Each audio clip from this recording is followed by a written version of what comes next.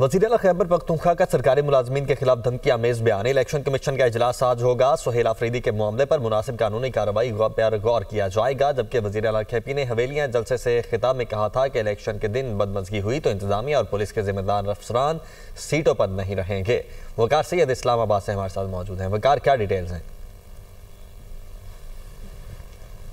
बिल्कुल, गुज़िश्ता शाम हवेलिया के मकाम पर जो वज़ीर-ए-आला खैबर पख्तूनख्वा सुहेल अफरीदी है, उनकी जानिब से जो ज़िला इंतज़ामिया है, जो इस वक्त इलेक्शन कमीशन ऑफ पाकिस्तान के नोटिफिकेशन के मुताबिक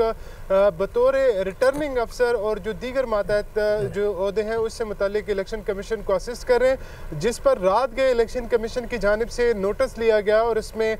बाकायदा तौर पर जो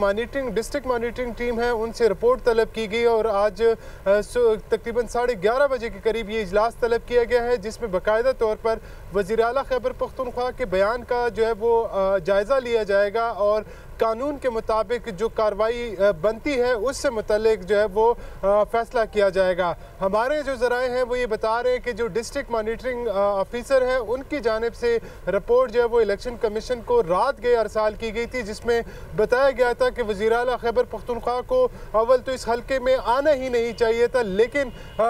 उसके बावजूद जब वो यहाँ पर आए तो उन्होंने जो सरकारी मुलाजमीन थे, ज़िला इंतज़ामिया जो इस वक्त इलेक्शन कमीशन ऑफ पाकिस्तान की मातहत जो काम कर रही है, क्योंकि इस वक्त NA 18 जो हरीपुर का हल्का है वहाँ पर ज़िमनी इलेक्शन जो है वो होने जा रहे हैं और उसके लिए पोलिंग 23 नवंबर को हो रही है। ऐसे में जो रिपोर्ट मुरतब की गई है उसमें वज़ीर-ए-आला खैबर पख्तूनख्वा के ख़िलाफ़ जो है वो जो इलेक्शन रूल्स है उसकी वायलेशन के तहत जो है वो कार्रवाई जो है वो तजवीज़ की गई है। ताहम